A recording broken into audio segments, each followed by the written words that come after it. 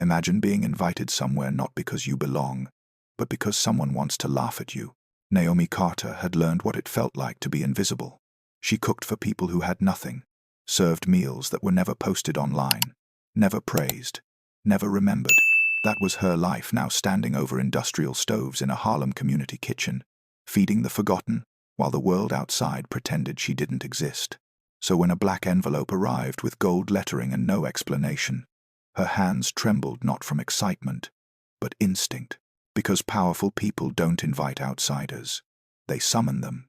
The invitation was to a private banquet hosted by Isabella Romano, wife of Vincent Romano, a name that never appeared in newspapers but controlled half of New York's underground. No press, no strangers, no mistakes. And Naomi was the mistake. She stood in her tiny studio apartment in the South Bronx, the invitation heavy in her hands, and she could almost hear Isabella's voice dripping with contempt. She'd met the woman once, years ago, at a charity gala, where Isabella had looked through her like she was smoke. Now this a formal invitation to dine among crime royalty, men whose fortunes were built on blood, and whose loyalty was bought with fear. They expected her to show up embarrassed, overwhelmed, out of place. They expected whispers, laughter, mockery. They expected her to shrink under chandeliers worth more than everything she'd ever owned, to fumble with silverware she couldn't afford, to be the evening's entertainment. What they didn't expect was recognition, because Naomi wasn't always unknown. And the people in that room, the men who would sit at those tables, who would toast with $1,000 wine and discuss territories like chess pieces, some of them had once depended on her silence. Some of them had once needed her to forget what she'd seen, what she'd heard, what she'd understood while standing quietly in kitchens where empires were negotiated over courses she'd prepared with trembling hands. By the end of that night, no one would be laughing. Not because Naomi shouted, not because she threatened, but because when the truth walks in calmly, dressed in gold and black, carrying nothing but the weight of what it knows, even kings bow. Naomi placed the invitation on her kitchen counter, next to the photograph she kept of her father. His voice echoed in her memory, the last lesson he'd ever taught her before the scandal that destroyed their family. Power doesn't shout, it waits. She had waited long enough. The envelope had arrived on a Tuesday, which Naomi would later think was fitting. Tuesdays were unremarkable. The day when the community kitchen served its smallest crowd, when the volunteers were tired from Monday's chaos but not yet energized by the approaching weekend. Tuesday was when invisibility felt most complete. She'd found it slipped under her apartment door when she returned from her shift, her feet aching in worn sneakers, her clothes smelling of onions and industrial cleaner. For a moment, she'd simply stared at it, the thick black cardstock, the gold wax seal stamped with an ornate R, the absence of a return address. No one sent her mail like this. No one sent her mail at all, except collection agencies and junk advertisements. Naomi had picked it up carefully, as if it might burn her fingers, and carried it to her kitchen table, a folding card table she'd bought from a thrift store on Jerome Avenue. Her apartment was a study in necessary minimalism, a futon that served as both couch and bed, a hot plate instead of a stove, 3 plates, 2 mugs, 1 pan. Everything she owned could fit in her 15-year-old Honda Civic, because she'd learned years ago that the less you had, the less could be taken from you. She'd opened the envelope with a butter knife. The invitation inside was printed on paper so thick it felt like fabric. Elegant script announced a private dinner at the Romano estate in Manhattan. Saturday at 7. Black tie. RSVP required. No explanation. No context. Just her name, Miss Naomi Carter, printed in that same flowing script, as if she were someone who regularly received invitations to dine with New York's criminal elite.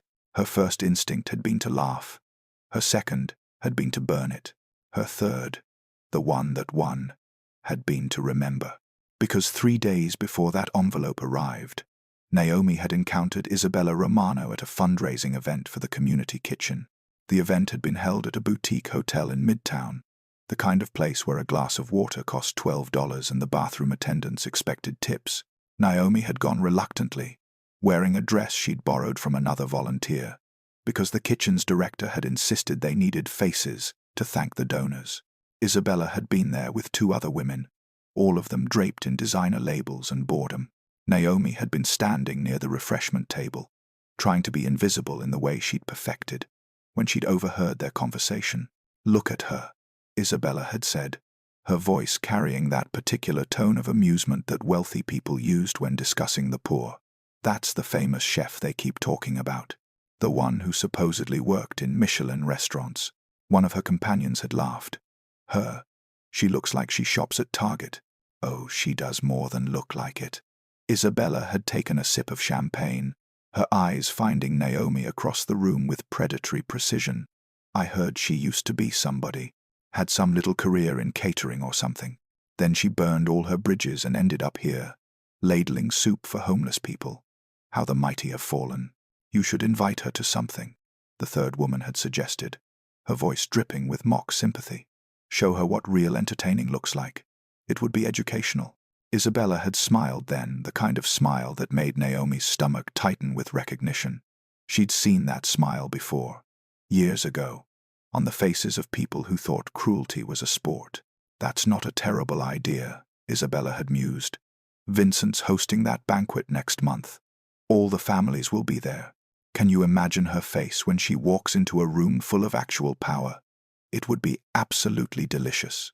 They'd laughed together, the sound crystalline and sharp, and Naomi had turned away, her borrowed dress suddenly feeling like a costume, her presence suddenly feeling like proof of everything they'd said.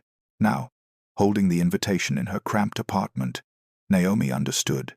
This wasn't an honor. This wasn't networking. This wasn't even curiosity. This was a joke. Isabella Romano had invited her to a Mafia banquet to humiliate her, to parade her in front of crime lords and their wives as evidence of what happened when someone fell from grace, to show everyone what a charity kitchen chef looked like when placed among real success. Naomi set the invitation down and walked to her single window, looking out at the South Bronx stretching before her, buildings tagged with graffiti, streets lined with cars that barely ran, people moving with the exhausted determination of those who knew the world wasn't fair but kept pushing anyway. This was her world now. Had been for 5 years. Before that, her world had been different. Before the fires, before the disappearances, before the night she'd refused to cook for blood money and watched everything she'd built turn to ash. Her phone buzzed. A text from Marcus, the kitchen director. "Board meeting tomorrow. They're talking about budget cuts again. We might have to reduce operating hours." Naomi closed her eyes. The kitchen fed 300 people a day. If they cut hours, where would those people go? The shelter system was overwhelmed. The other community kitchens were already stretched beyond capacity.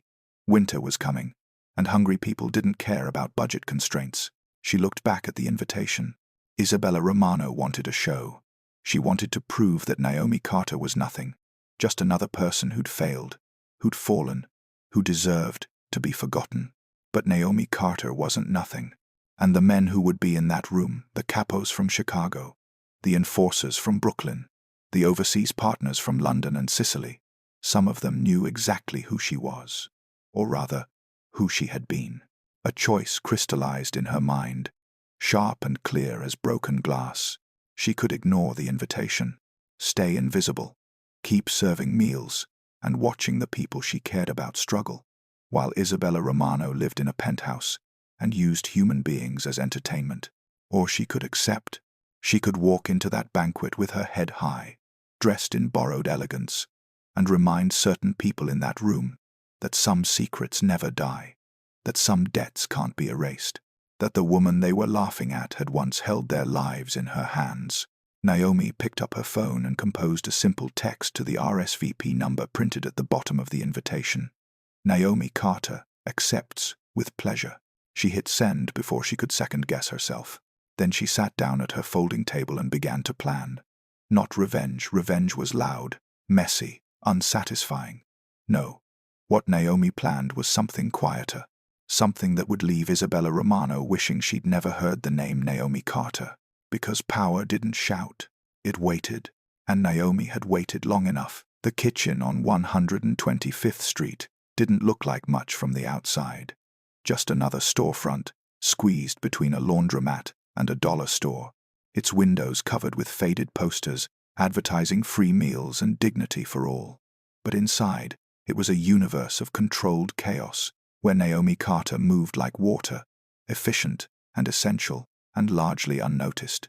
Wednesday morning arrived cold and grey, the kind of October weather that warned of the brutal winter ahead. Naomi had been at the kitchen since 5, prepping vegetables for the lunch service, her hands moving with the unconscious precision of someone who'd spent 20 years with a knife. "Morning, Naomi."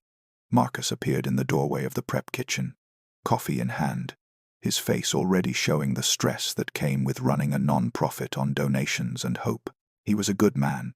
Marcus, former social worker who'd gotten tired of referring hungry people to places with no food, and decided to create his own solution. "You sleep at all?" "Some." Naomi didn't look up from the onions she was dicing. Perfect quarter-inch cubes, uniform and precise. The kind of knife work that most professional chefs couldn't maintain for more than a few minutes. She could do it in her sleep, had done it in her sleep, back when sleep was something she could afford to lose. "Coffee's fresh if you want it." "You made coffee?" Marcus raised an eyebrow. "You never make coffee." "Someone had to." Naomi swept the onions into a container and reached for the carrots. "And before you tell me about the budget cuts, I already know. I saw the email from the board." Marcus sighed, leaning against the doorframe. "They want us to cut 2 service days a week, Tuesday and Thursday. Says we can't sustain current operations on declining donations. Tuesday and Thursday feed our working poor," Naomi said quietly, her knife never pausing. "The people who have jobs but don't make enough to eat 3 meals a day. They can't come on weekends because they're working. You cut those days. You cut the people who need us most." "I know." Marcus rubbed his face. "I told them that. They don't care. They're looking at numbers, not people." Naomi finally looked up. "So find different numbers. Show them what it costs to not feed people. Emergency room visits, lost productivity, social services interventions. Make them see that prevention is cheaper than cure." "Since when are you an economist?" "Since I've been poor enough to understand the actual cost of being hungry." Naomi returned to her carrots. "And since I've been around rich people long enough to know they only listen to arguments that affect their bottom line." Marcus studied her for a moment, that look he sometimes got when he remembered that Naomi Carter was more than just another volunteer who'd shown up 5 years ago and never left. "You ever going to tell me your story?" "No." The word was gentle but final. "But I'll write you a proposal for the board. Have it ready by Friday." "You don't have to." "Marcus." Naomi set down her knife and met his eyes. "This kitchen matters. The people who come here matter. I'm not watching it close because some board members can't see past their spreadsheets." He smiled, tired, but genuine. "You know, sometimes I think you're the most qualified person here. And then I remember, you refuse to take a salary. Can't pay rent with what you'd be able to offer." Naomi picked up her knife again. "Besides, I don't do this for money. Why do you do it?" The question hung in the air between them. Too big for the cramped prep kitchen. Too complicated for a Wednesday morning when the lunch rush was 3 hours away and there was work to be done. "Because someone has to," Naomi said finally. "And because I can." Marcus nodded slowly, accepting the non-answer, and pushed off from the doorframe. "Lunch is going to be busy. Weather report says it's dropping to 35 tonight. We'll get the overflow from the shelters. I'll make extra." Naomi was already mentally adjusting the menu, calculating how to stretch their ingredients to feed 50 more people without compromising nutritional value. "Tell Jenny to set up the coat exchange. People are going to need layers." After Marcus left, Naomi worked in silence, her hands moving through familiar patterns.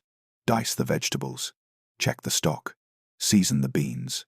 The rhythm was meditative, allowing her mind to drift to the invitation that sat on her kitchen table like a grenade with a pulled pin. 4 days until the banquet, 4 days to prepare. She wasn't sure yet what preparation meant. A dress? Certainly she'd need something that would let her walk into that room without looking like she'd raided a thrift store. Not that she cared about Isabella Romano's opinion, but perception mattered in rooms where power was currency. If she showed up looking defeated, she'd be dismissed. If she showed up looking desperate, she'd be pitied. Neither option was acceptable. "Naomi?" A small voice interrupted her thoughts. She looked up to find Destiny, one of the regular kitchen visitors, hovering in the doorway.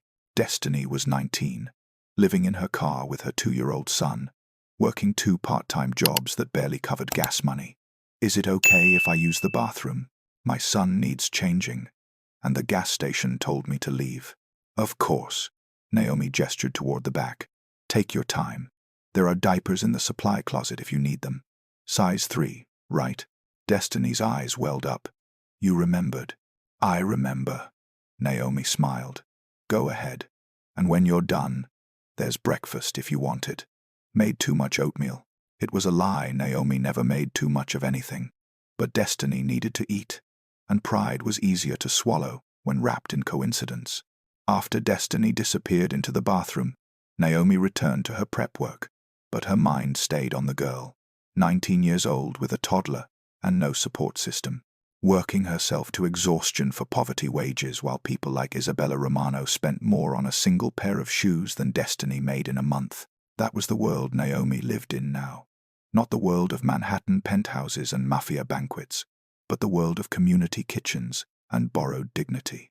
The world of people who worked hard and still went hungry, who played by the rules and still lost, who deserved so much better than what they got. And yet Isabella Romano thought this world was a joke, thought the people in it were punchlines, thought Naomi Carter serving meals to the working poor was evidence of failure rather than choice. Naomi's knife moved faster, her cuts more precise, anger translating into technique. Let Isabella laugh. Let her plan her little show.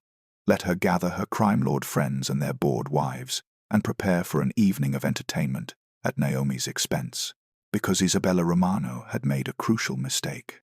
She'd forgotten that invisibility wasn't the same as powerlessness, that silence wasn't the same as ignorance, that the woman serving soup in Harlem had once decided the fates of men far more dangerous than Vincent Romano. By 10 o'clock, the kitchen was in full operation. Volunteers arrived to help with service. Destiny left with her son and a bag of food that Naomi had quietly prepared. Marcus worked the front, greeting visitors by name, treating everyone with the respect that society denied them.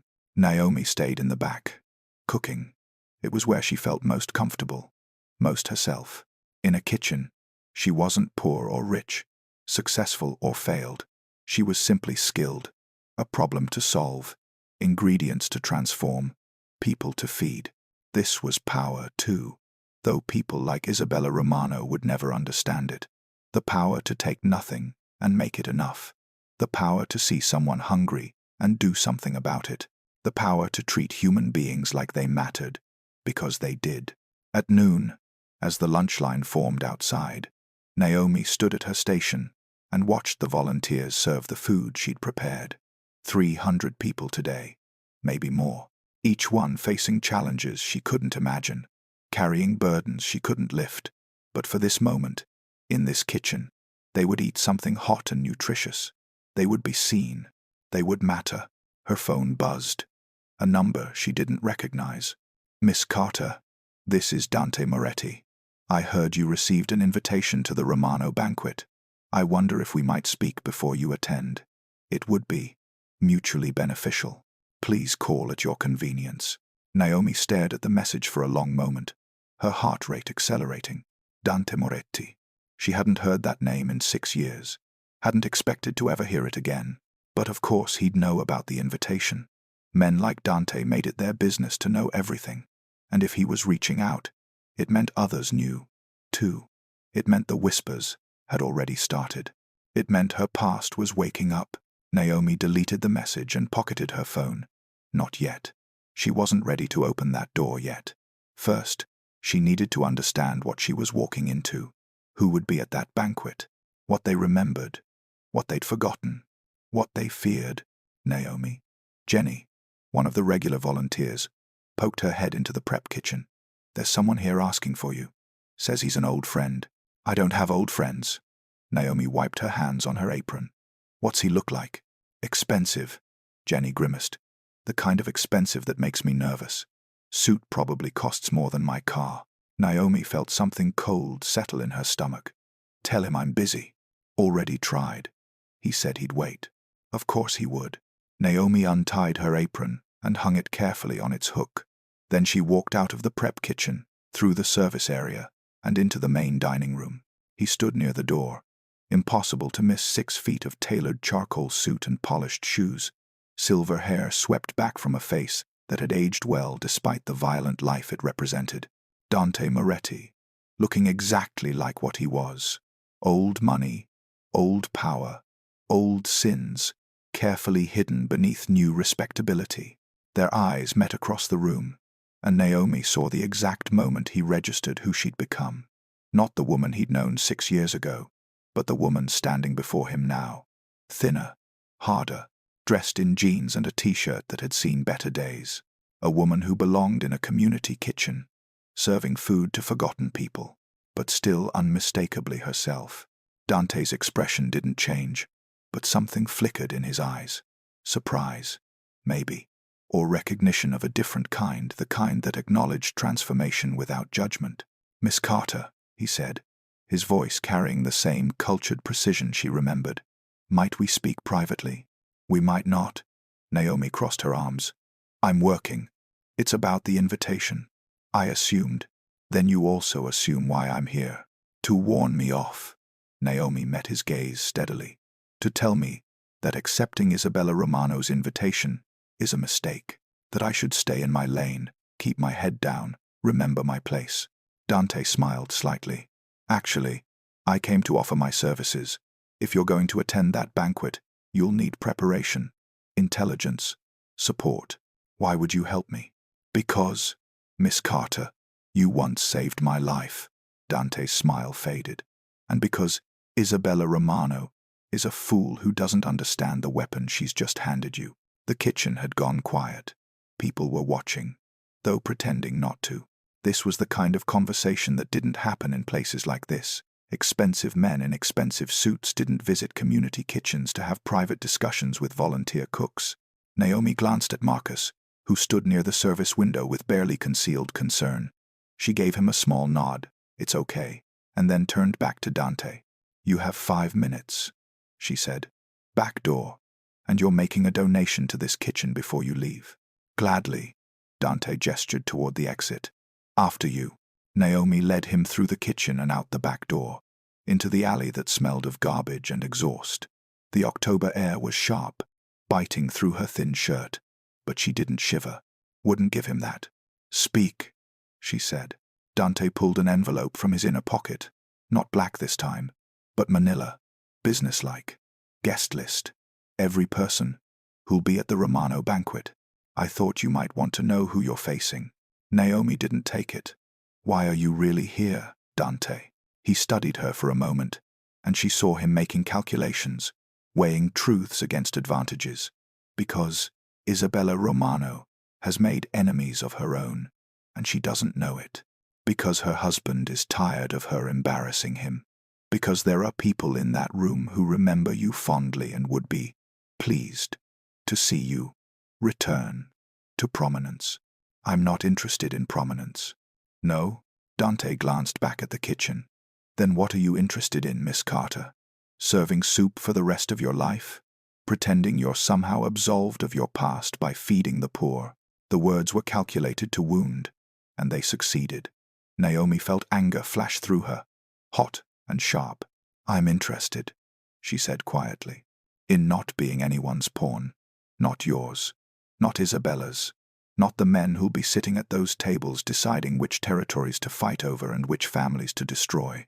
"Then don't be a pawn." Dante pressed the envelope into her hands. "Be a queen. Walk into that room, knowing exactly who you're facing. Let them remember why they once needed you. Remind them that power isn't about money or muscle. It's about information. Information I swore I'd never use. Information that keeps you alive." Dante's voice dropped. "You think Isabella invited you on a whim? You think this is just cruelty for entertainment? She knows who you are, Naomi. Maybe not all of it, but enough. And she's testing the waters, seeing if anyone will defend you. If no one does, if you show up isolated and vulnerable, you won't leave that banquet safely." The cold in Naomi's stomach spread. "Are you threatening me?" "I'm protecting you." Dante stepped closer. There are people who want you dead, who've wanted you dead since the moment you disappeared. They've left you alone because you were invisible, irrelevant, no threat. But the moment you accept that invitation, you become visible again. And visible means vulnerable. Then I'll decline. You already accepted. Dante smiled grimly. Isabella's been telling everyone you're coming. You're already the evening's entertainment. If you don't show now, you'll look afraid. And fear is blood in the water. Naomi looked down at the envelope in her hands, feeling the weight of choices she'd thought she'd escaped. I don't want this life, she said. I know. Dante's voice was surprisingly gentle, but want and reality rarely coincide. Read the list, Naomi. Know your enemies. Know your allies. And if you need help preparing, call me. He handed her a business card, simple, elegant, just a phone number embossed in silver. Then he walked back into the kitchen, presumably to write that donation check, and left Naomi standing alone in the alley with an envelope full of names that could either save her life or end it. She should throw it away, should walk back inside, finish her shift, go home to her tiny apartment and her simple life, should send a polite decline to the Romano banquet and return to invisibility. But she didn't, because Dante was right about one thing. Fear was blood in the water, and Naomi Carter had spent 5 years being invisible, irrelevant, no threat. She was tired of being invisible. She opened the envelope. The names hit Naomi like bullets. Vincent Romano, Isabella Romano, Anthony De Luca, Marcus Giovanni, Sergei Volkov, James Sullivan, Eduardo Reyes. She stopped reading and closed her eyes, the alley spinning slightly. These weren't just names. They were chapters from a life she'd tried to forget, a life that had started innocently enough and ended in flames and blood and choices that still haunted her dreams. 10 years ago, Naomi had been 28, recently graduated from the Culinary Institute of America in Hyde Park, ready to conquer New York's restaurant scene with the arrogance of youth and talent. She'd secured a position at Veritas, an exclusive establishment in Tribeca that served 50 people a night and had a waiting list 6 months long. It was supposed to be her launching pad, work under a master chef, learn the business, eventually open her own place. The dream was textbook, ambitious, but achievable. What she hadn't known was that Veritas served a very specific clientele, politicians who needed private places to discuss corrupt deals, businessmen who laundered money through restaurant receipts, and, occasionally, men whose businesses operated entirely outside the law. Her first encounter with that world had been accidental. She'd been alone in the kitchen late one night, preparing mise en place for the next day's service, when she'd overheard a conversation from the private dining room. The shipment arrives Thursday. Pier 47 inches Red Hook. We'll need clean vehicles and clean documentation. What about the customs inspector? He's still cooperating. He is now. His daughter's college tuition got paid mysteriously. He's very grateful. Laughter, the clink of glasses, voices discussing human trafficking like it was a business transaction. Because to them, it was. Naomi had frozen at her station, knife in hand, understanding flooding through her with sickening clarity. This wasn't just an exclusive restaurant. This was a place where powerful men felt safe discussing illegal activities, where privacy was guaranteed, where the staff were carefully vetted to ensure discretion. She should have quit that night, should have walked away and never looked back. But she hadn't, because she'd needed the job, needed the experience, needed the name recognition that came with working at Veritas. So she'd convinced herself that what powerful people discussed over dinner wasn't her concern, that her job was to cook, not to judge, that silence was survival. The rationalization had worked for almost a year. Then she'd met Thomas Carter, a senior financial analyst who came to Veritas regularly for business dinners. He was handsome, charming, and seemingly oblivious to the criminal undercurrents that ran through the restaurant. They'd started dating. 6 months later, they were married. It was Thomas who'd finally explained what Veritas really was. It's more than just a restaurant, he'd told her one night, after too much wine and too much guilt. It's a neutral ground, Switzerland, but with better food. The families, the real families, The ones who run this city from the shadows, they use places like Veritas to negotiate, to make peace, to avoid wars that would draw federal attention. Families? Naomi had repeated, already knowing the answer. Mafia, organized crime, call it what you want. Thomas had looked miserable. I work for them, Naomi. My financial analysis is money laundering, and your cooking, you're part of it too. You make them comfortable. You create an atmosphere where they feel safe. You're as complicit as I am. The words had shattered something in her. Complicit. She'd been complicit, and she'd known it, and she'd ignored it, because the money was good, and the experience was valuable, and the dream was so close. That night, she'd wanted to quit. But Thomas had begged her to stay, terrified of what walking away might signal to his employers. They'll think we know too much, he'd said. They'll think we're liabilities. Please, just, let's be smart about this. Let's plan our exit carefully. So they'd stayed.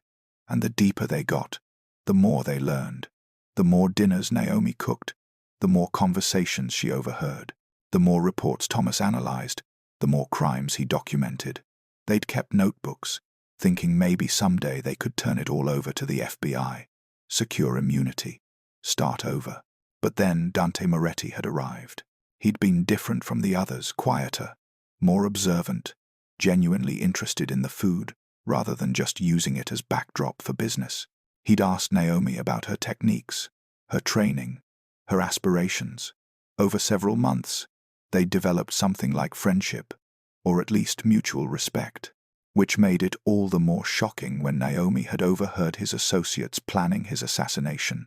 They'd been in the private dining room, voices low but audible through the kitchen vent, a coalition of younger captains who wanted Dante's territory, who saw him as old guard, vulnerable, past his prime. They'd planned every detail, location, timing, the frame job that would make it look like a rival family's work. Naomi had stood at her station, listening, knife in hand, facing a choice. She could say nothing. Let Dante die. One less criminal in the world, right? One less man profiting from human misery. Or she could warn him. She'd chosen warning. Had slipped a note into his coat pocket when he'd left the restaurant that night. They plan to kill you at the warehouse meeting Tuesday. The whole coalition. It's a setup. 24 hours later, the young captains were dead. Dante was alive. And Naomi Carter had become someone that powerful men valued. The requests had started small. Could you cater a private dinner at my home? Just a small gathering. Very exclusive. Then larger. I'm hosting a summit. Both families. Neutral territory. Your restaurant has the reputation for discretion. Naomi had wanted to refuse. But refusing Dante Moretti wasn't done casually. And besides, Thomas had pointed out, they were in too deep already. Might as well capitalize on it. Use the connections to build their exit strategy. So, for 3 years, Naomi had cooked for killers, had served courses to men who ordered deaths between appetizers and desserts, had created elaborate meals for gatherings where the fate of neighborhoods, of entire communities, was decided by men who saw human beings as commodities. She'd told herself it was temporary, that she was gathering evidence, building a case, planning to turn it all over once they had enough to guarantee safety. But the truth was simpler and more damning. She'd gotten comfortable. The money was extraordinary. The prestige was intoxicating. And some dark part of her had enjoyed being essential to powerful people. Then came the night everything ended.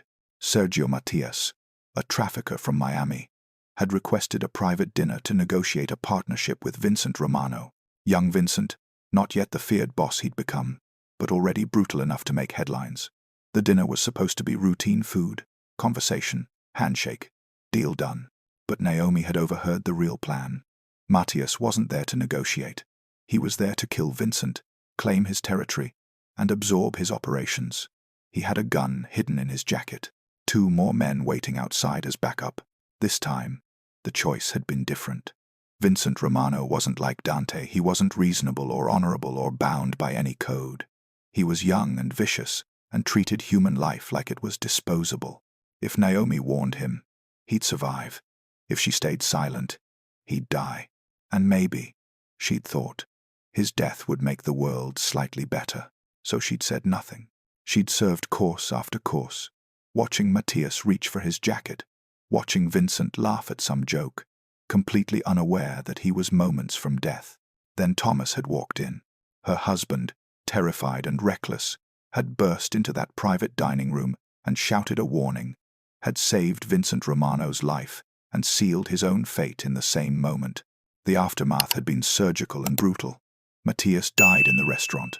His backup fled. Vincent, grateful and paranoid, had demanded to know how Thomas knew about the plan. Thomas, panicking, had told the truth, that Naomi overheard things, that they'd been documenting conversations, that they were planning to go to the FBI. Vincent's gratitude had evaporated into rage. Naomi remembered the gun, remembered Vincent's cold eyes, remembered Thomas begging, apologizing, promising they'd never tell anyone anything. Vincent had shot him anyway, right there in that private dining room, with Naomi watching, with the blood spreading across imported tile. "Clean this up," Vincent had told his men. Then to Naomi, "You have 24 hours to disappear. If I ever see you again, you'll die the same way." Naomi had fled, had grabbed what she could carry and driven until she ran out of gas somewhere in Pennsylvania.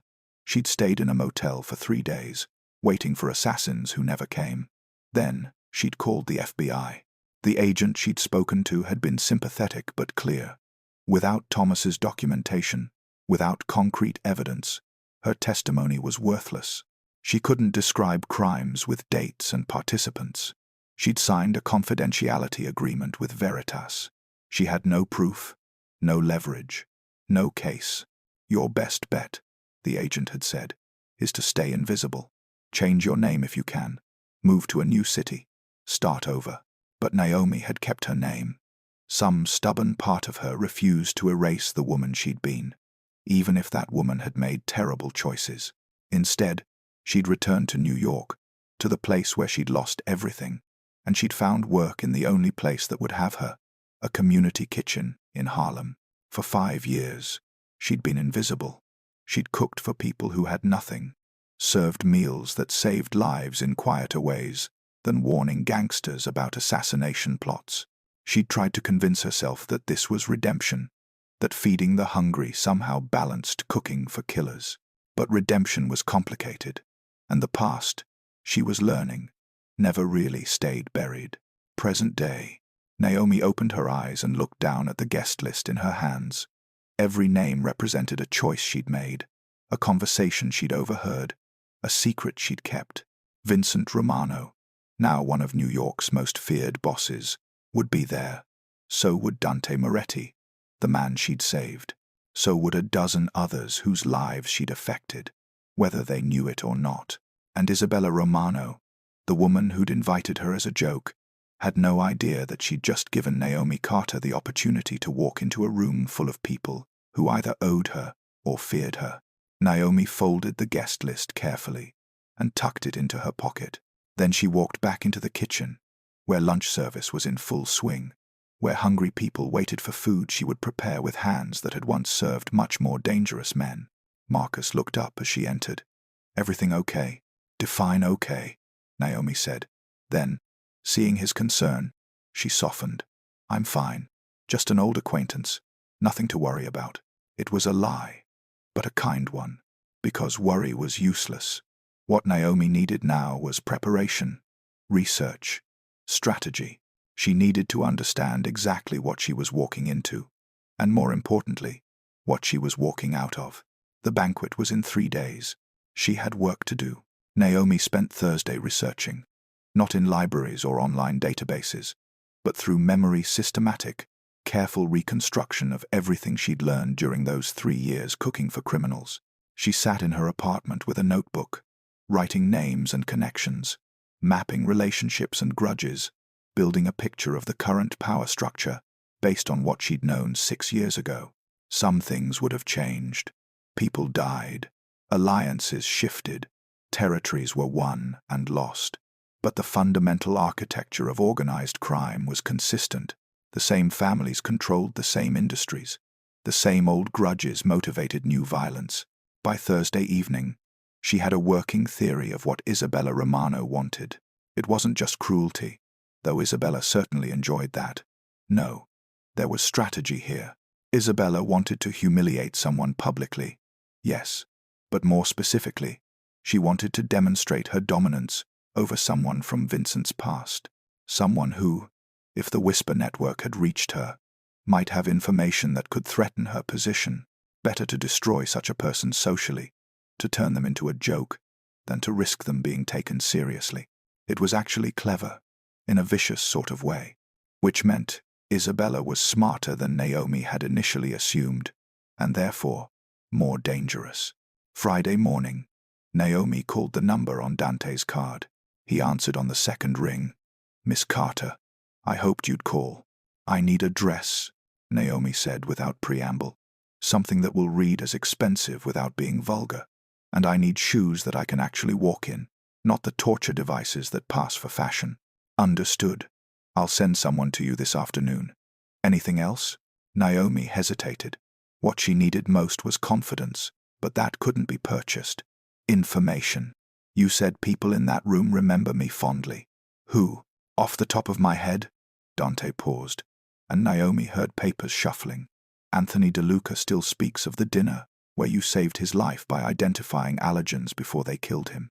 Eduardo Reyes calls you the best cook he's ever encountered.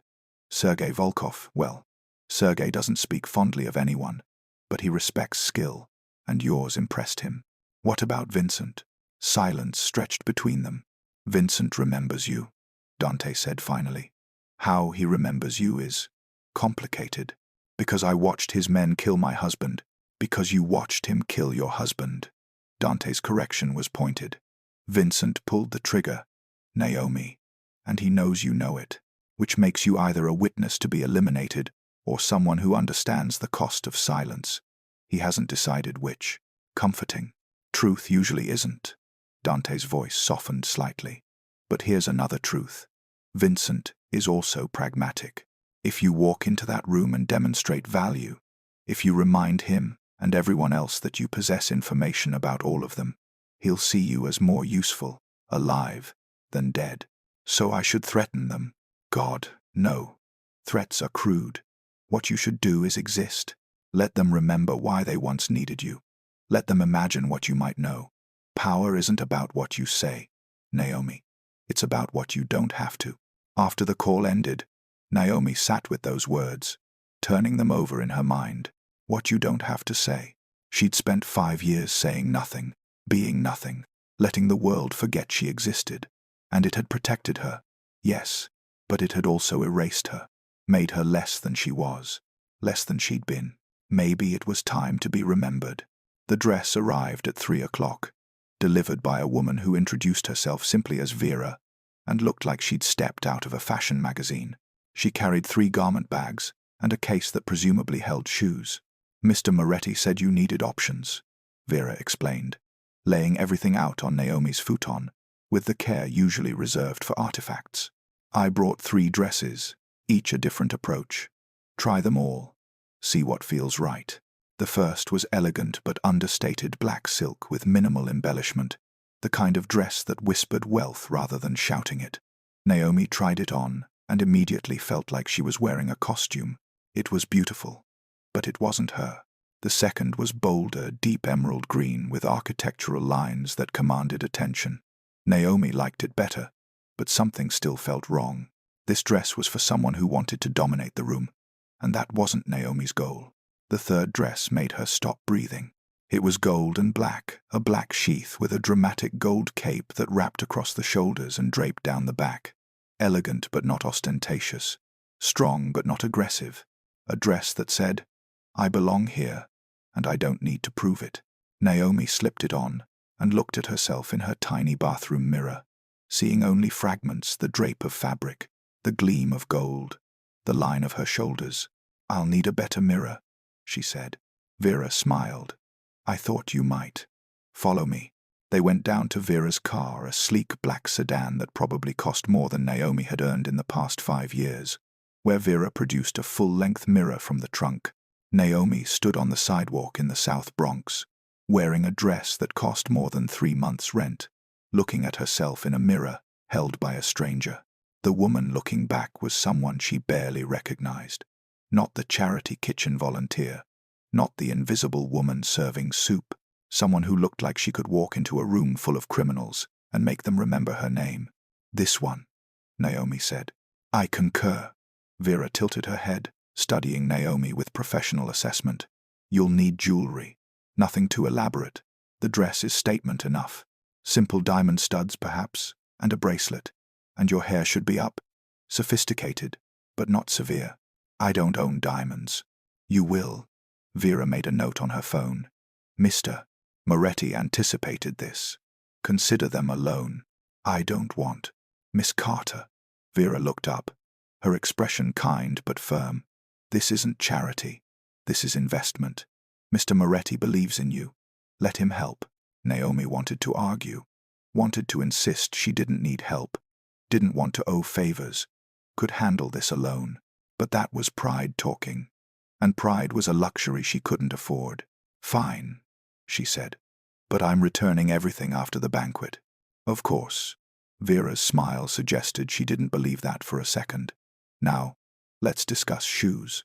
The shoes were surprisingly practical gold heels, with a reasonable height and actual arch support. Vera had clearly dealt with women who needed to stand for hours before. "Saturday at 5, Vera said, as she packed up the rejected dresses. "I'll come do your hair and makeup. And Miss Carter, try to get some sleep Friday night. You'll want to be sharp." After Vera left, Naomi hung the dress carefully in her tiny closet, where it looked absurd next to her thrift store jeans and faded t-shirts. But maybe that was appropriate. She existed in 2 worlds now, the world of community, kitchens and poverty, and the world of power and violence. Saturday, those worlds would collide. Friday passed in a blur of kitchen work and mental preparation. Naomi cooked mechanically, her hands performing familiar tasks while her mind rehearsed scenarios. What she would say, what she wouldn't, how she would hold herself, how she would react if Vincent spoke to her, if Dante introduced her to someone new, if Isabella tried to humiliate her publicly. By Friday night, she was exhausted and wired simultaneously, her brain refusing to quiet despite her body's desperate need for rest. She lay on her futon, staring at the ceiling, thinking about Thomas. If he were alive, what would he tell her? Would he beg her not to go, terrified of drawing attention? Or would he encourage her, proud of her courage? She'd never know. Thomas was 6 years dead, buried in a grave she'd never visited, because visiting meant acknowledging the truth, that she'd chosen silence over warning, that her hesitation had cost him his life, that if she'd spoken up sooner, everything might have been different. Guilt was a weight she carried always, but tonight it felt especially heavy. "I'm sorry," she whispered to the empty room. "I'm so sorry." No one answered. No one ever did. But in the silence, Naomi made herself a promise.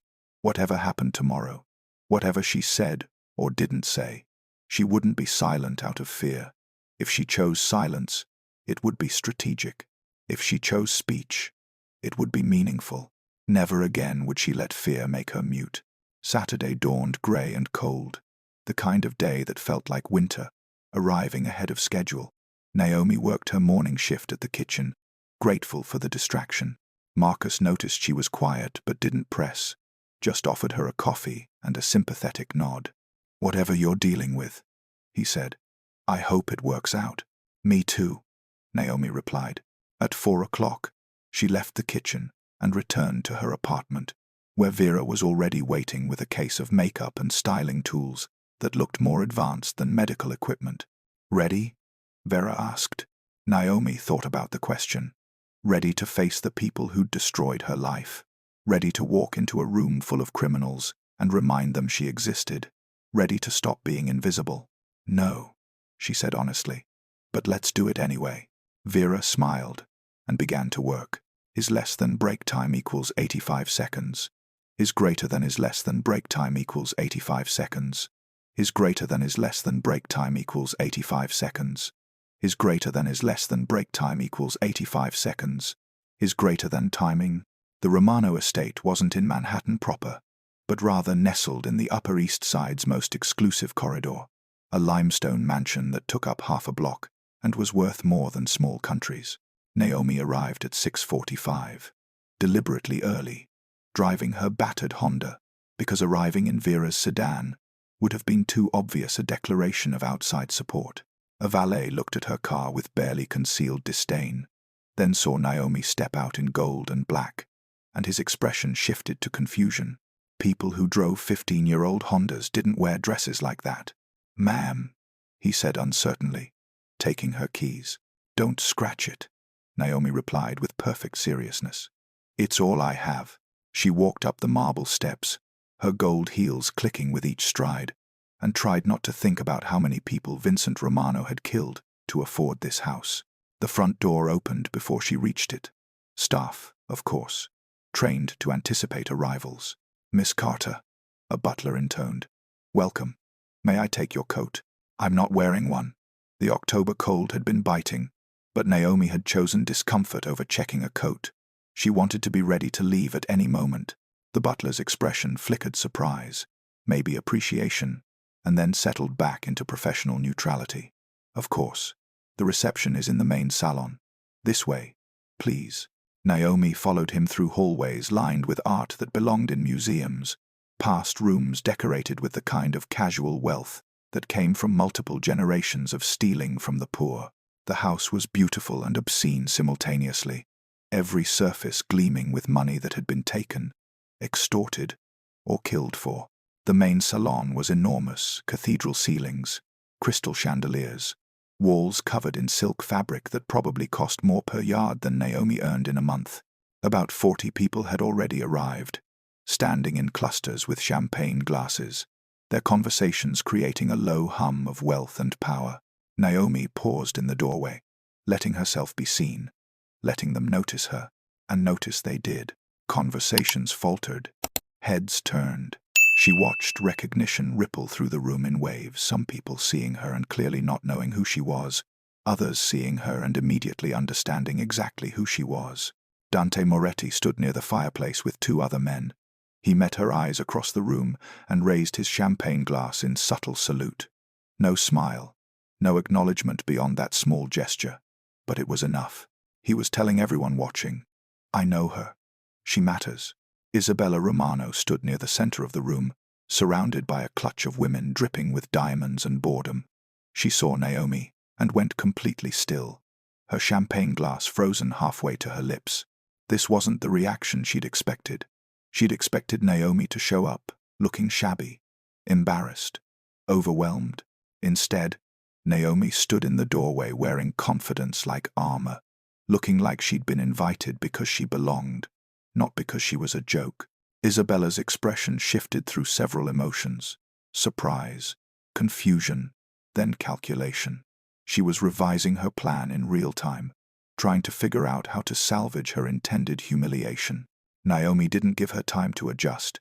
She walked into the room with measured grace, accepting a champagne glass from a passing server, nodding to a few familiar faces, not rushing, not hesitating, simply existing in the space like she had every right to be there. Because she did.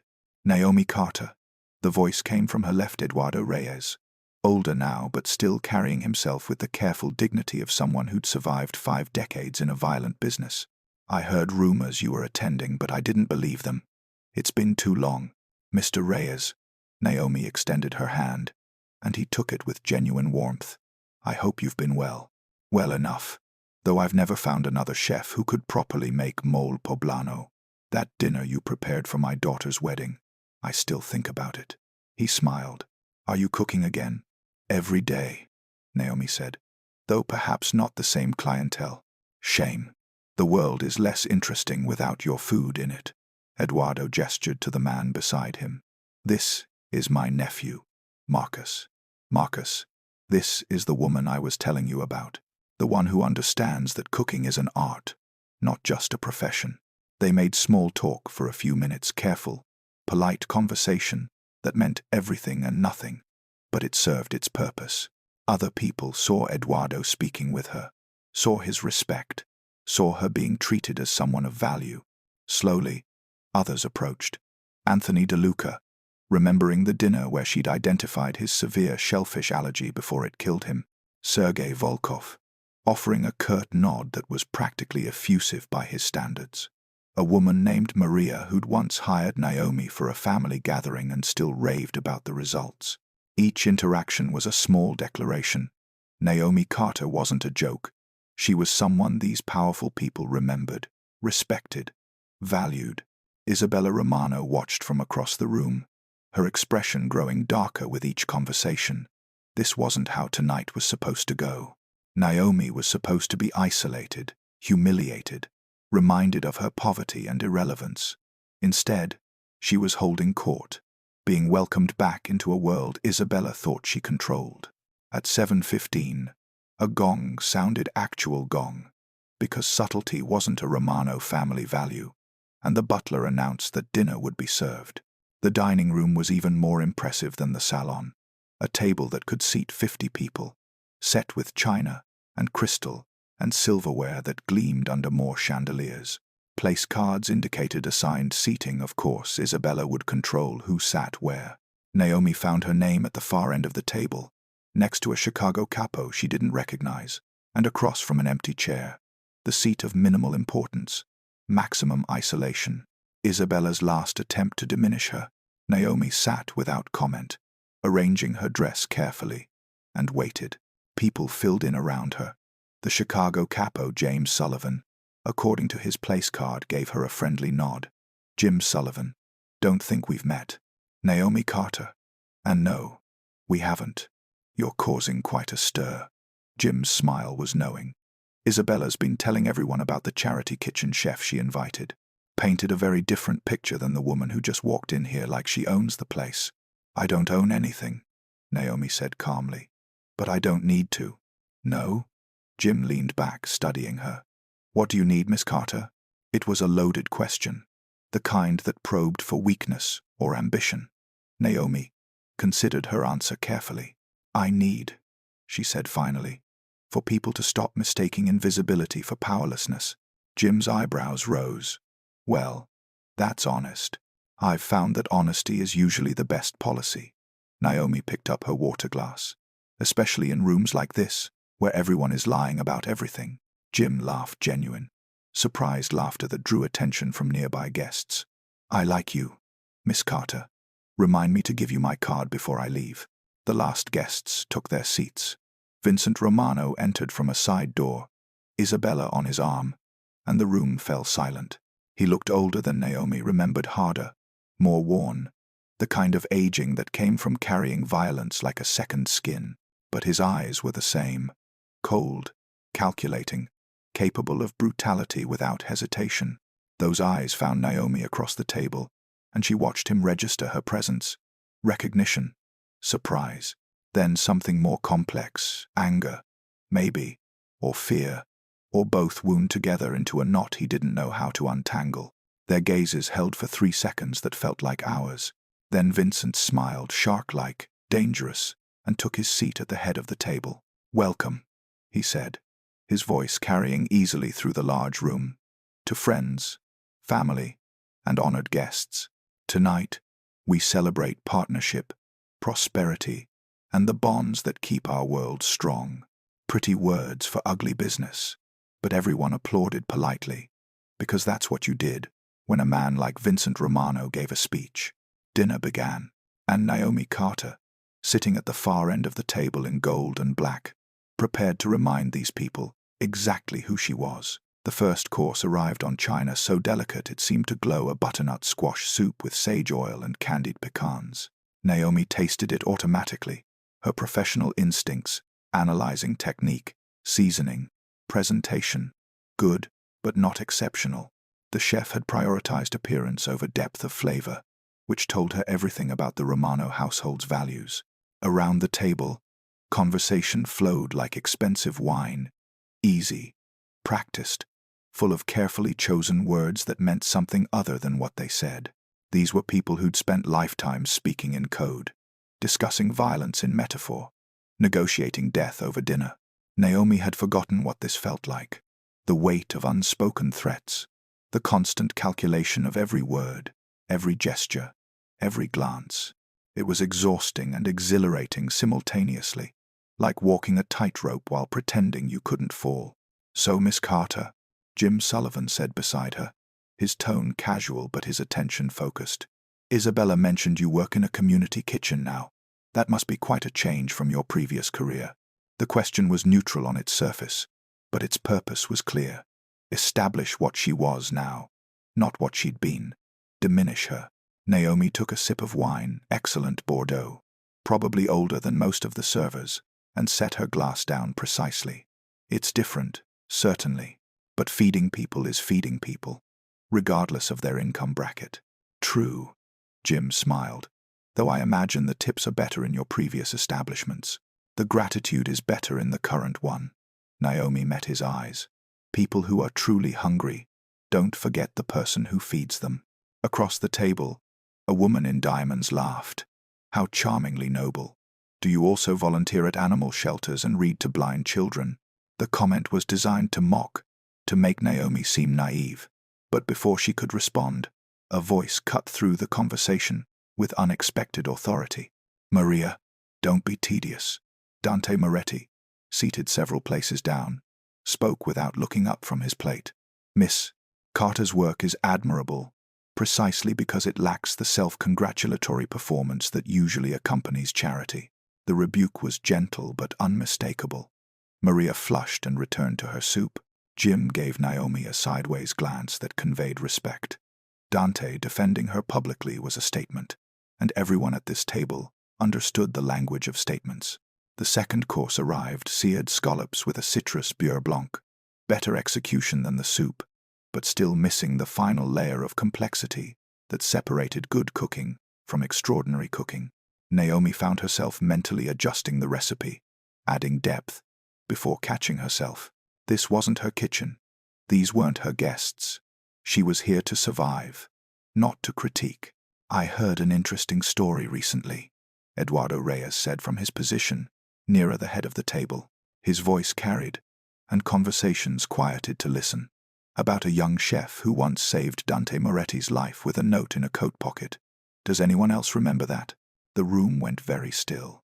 Naomi felt every eye turn toward her, felt the moment crystallize into something dangerous and delicate. "I remember," Dante said quietly, "though I never properly thanked the woman who wrote that note. At the time, I didn't know her well enough to understand what courage that took." Courage. Isabella's voice dripped with skepticism. Or opportunism. Perhaps this mysterious chef was simply making an investment, hoping for future reward. Perhaps. Dante finally looked up, his gaze finding Isabella with laser precision. Though, if that were true, she made a very poor investment. As I recall, she received no reward, no recognition, no benefit of any kind, just the knowledge that she'd done the right thing, even when it put her at considerable risk. "How do you know all this?" Isabella asked, her tone sharp. "Because I make it my business to know things, Isabella." Dante's smile was cold. "Just as you should have made it your business to know who you were inviting tonight." The rebuke hung in the air, and Naomi watched Isabella's face cycle through emotions, confusion, anger, then dawning horror, as she began to understand that this evening was not going according to plan. Vincent Romano, silent until now, set down his fork with deliberate care. "Perhaps someone should enlighten those of us who don't spend our time collecting ancient gossip. Who, exactly, is Miss Carter?" "She's nobody," Isabella said quickly. "Just a charity." "Naomi Carter," Sergei Volkov interrupted, his Russian accent thick but his English precise, "cooked the dinner where Anthony DeLuca survived because someone noticed his allergy when his own family didn't. She prepared the meal where Eduardo's daughter was married. She created the feast that sealed the peace between the Moretti and Giovanni families in 2019. He paused, letting those accomplishments sink in. "She also," Sergei continued, "worked at Veritas, which means she heard things, saw things, remembers things." The temperature in the room seemed to drop 10 degrees, because everyone here knew what Veritas was, knew what kinds of conversations happened there. knew that someone who'd worked in that kitchen for years would possess information that could destroy careers, ruin families, or end lives. Naomi had become a weapon simply by existing.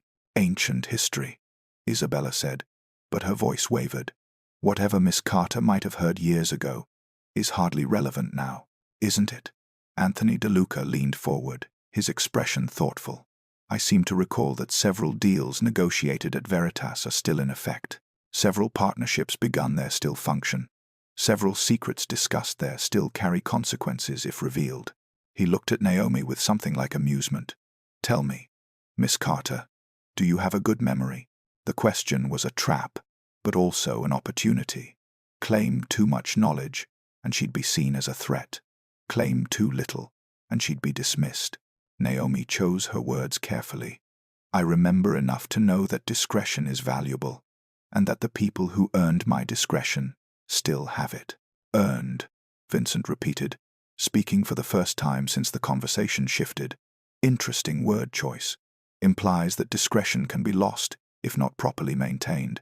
Discretion, Naomi said, meeting his gaze directly for the first time that evening, is like trust. Easy to lose, difficult to regain, impossible to fake. The challenge in her words was subtle but unmistakable. She was reminding him that she knew what he'd done, that she'd watched him kill Thomas, watched him threaten her, watched him demonstrate exactly the kind of man he was, and that her silence about those actions had been a choice, not a given. Vincent's expression didn't change, but something flickered in his eyes. Calculation, reassessment. He was trying to determine if Naomi was threatening him or simply stating facts.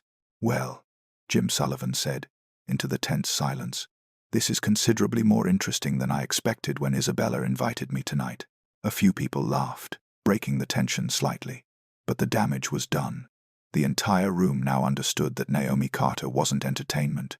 She was potentially the most dangerous person at the table.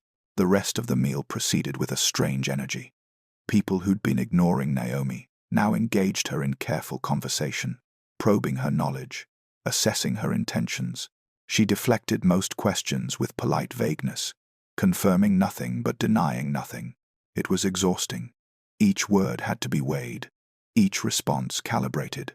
She felt like she was playing chess against 40 opponents simultaneously, and one wrong move could cost her everything. By the time dessert arrived, a pretentious deconstructed tiramisu that sacrificed flavor for artistic plating, Naomi's head was pounding, and her dress felt too tight, despite its perfect fit. But she'd survived. She'd walked into this room full of criminals and reminded them that she existed, that she mattered, that she knew things they'd prefer remained forgotten. Now she just had to survive the aftermath. As coffee was being served, Vincent stood and cleared his throat. I'd like to thank everyone for joining us tonight. Isabella and I are honored to host such distinguished guests. Polite applause, fake smiles. Before we adjourn to the salon for drinks, Vincent continued, I'd like to acknowledge someone special. Miss Naomi Carter, would you join me for a moment? Every instinct Naomi possessed screamed at her to refuse. This was a trap. Vincent Romano didn't make public acknowledgments without purpose. But refusing would be worse than accepting, would look like fear. So Naomi stood, smoothed her dress, and walked the length of that impossibly long table to stand beside Vincent Romano, while 40 pairs of eyes watched. Miss Carter and I have history, Vincent said, his hand settling on her shoulder with proprietorial weight. Years ago, she worked at an establishment I frequented. She was exceptional then, and I'm pleased to see she's remained exceptional despite her current circumstances. The words were carefully chosen to sound complimentary, while actually being dismissive. Despite her current circumstances, as if poverty was a character flaw she'd failed to overcome. I didn't realize, Vincent continued, that Isabella had reconnected with you. Had I known, I would have extended the invitation myself. Lies, obviously, but lies that served a purpose, separating himself from Isabella's attempt at humiliation, making it clear that he, Vincent, recognized Naomi's value, even if his wife didn't. Thank you for coming tonight, Vincent finished. It's been educational having you here. Educational. Another carefully chosen word. He was telling the room that he'd learned something tonight. Perhaps that Naomi wasn't as powerless as he'd assumed, which meant he was also telling the room that he was watching her, evaluating her, deciding what to do about her. Naomi had approximately 3 seconds to respond in a way that didn't make everything worse. She smiled small, controlled, revealing nothing, and spoke loud enough for everyone to hear. "Mr. Romano, you honor me, and you remind me of something my father once told me. Power isn't about how loud you are. It's about who listens when you speak." She paused, letting the words settle. "Thank you for listening." Then she returned to her seat while the room sat in stunned silence, trying to determine if she'd just thanked Vincent or threatened him. The answer, of course, was both. The salon after dinner was less formal than the dining room, but no less calculated. People clustered in small groups, drinks in hand, conversations flowing with the ease of those who'd spent decades navigating dangerous social waters. But the earlier energy had shifted. Where before there'd been curiosity and condescension, now there was wariness. Naomi stood near a window overlooking the darkened garden, a glass of sparkling water in her hand. She'd stopped drinking wine after the first course, needing clarity more than social lubrication. She could feel a tension on her back, conversations happening about her rather than with her, people trying to decide what she represented and what threat she posed. "You handled Vincent well." Dante appeared beside her, his approach so quiet she hadn't heard it. That line about listening, masterful misdirection. Half the room thinks you thanked him. The other half thinks you reminded him that silence can be louder than speech. "What do you think?" Naomi asked. "I think you're more dangerous than you were 6 years ago." Dante's tone held admiration rather than threat. "Back then, you were skilled but naive. Now you're skilled and strategic. That combination terrifies people." "Good?" Dante raised an eyebrow. "Good? I've been terrified for 5 years," Naomi said quietly. "Terrified someone would remember me. Terrified someone would come finish what Vincent started. Terrified every knock on my door was death arriving. If other people are frightened now, maybe I can finally stop being afraid." Before Dante could respond, Eduardo Reyes joined them, a cognac snifter in his weathered hands. "Naomi, I've been wanting to ask you something. That mole poblano you made for my daughter's wedding, would you be willing to share the recipe?" It was such an ordinary question, so jarringly normal in this room full of criminals, that Naomi almost laughed. "Of course, though I warn you, it's a 3-day process. The best things always are." Eduardo smiled. "My daughter asks about you sometimes. She wanted to hire you for her first anniversary, but we couldn't find you. You disappeared completely." "I had to." "I know." Eduardo's expression grew serious. "Vincent can be impulsive. I'm glad you survived his impulses."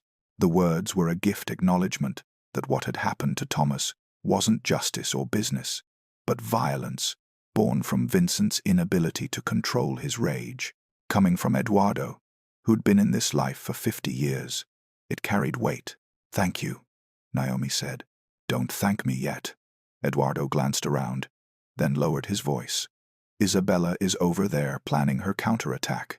She expected you to be humiliated tonight, and instead, you've become the evening's main attraction. She won't forgive that easily." "I'm not afraid of Isabella." "You should be," Dante interjected. "She's vindictive and has Vincent's ear on household matters. If she pushes him to see you as a threat rather than a curiosity, things could get complicated quickly." Naomi looked across the room to where Isabella held court with her cluster of wealthy women. They were talking animatedly, shooting glances in Naomi's direction, clearly strategizing.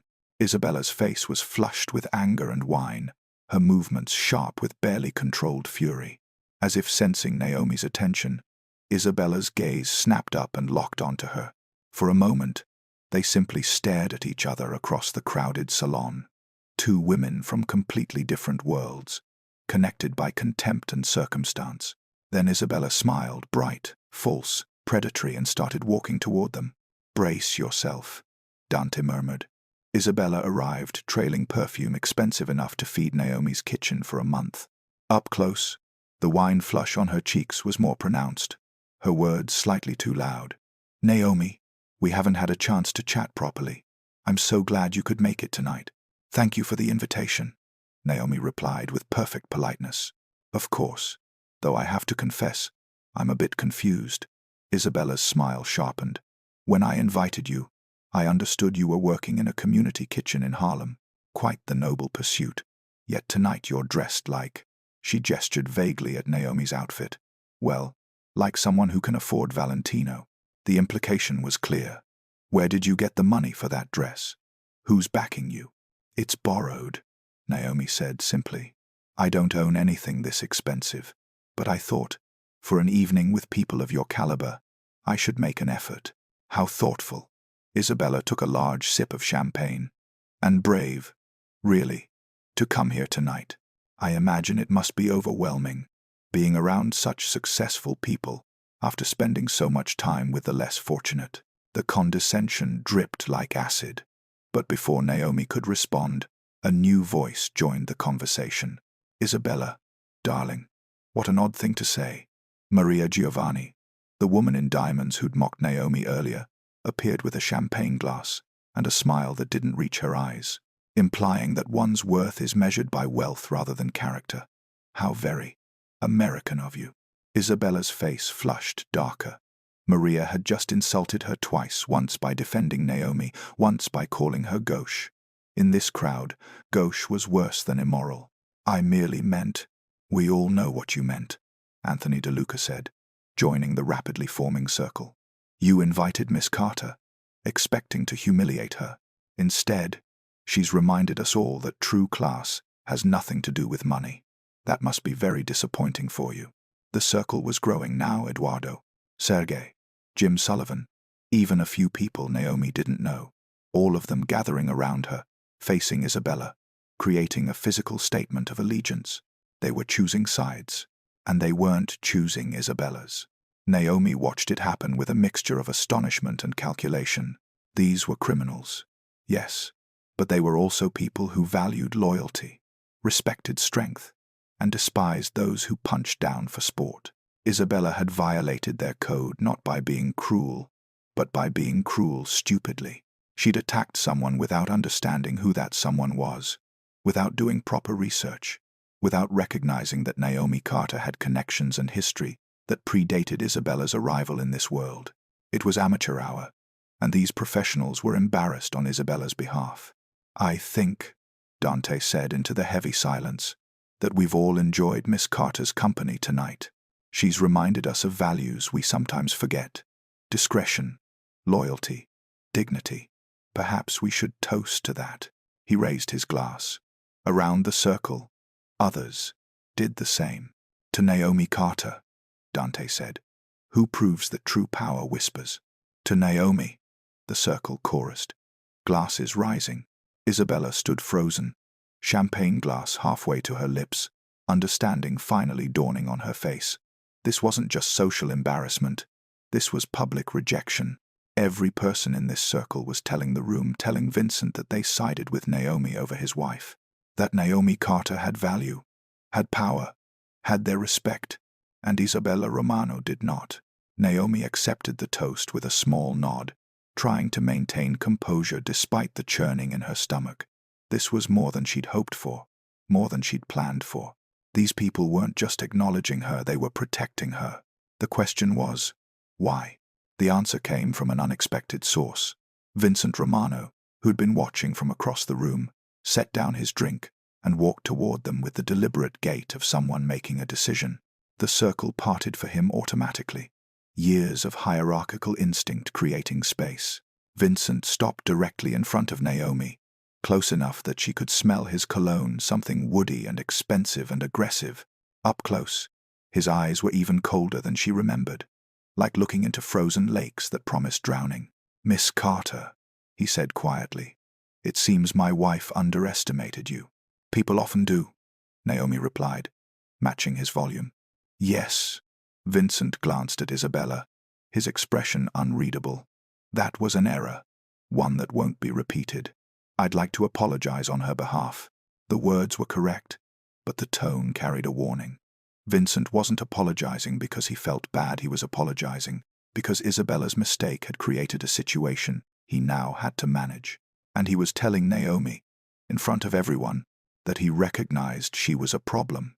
Problems, for men like Vincent, had limited solutions. No apology necessary, Naomi said. I've enjoyed the evening. Have you? It wasn't a question. And what did you enjoy most?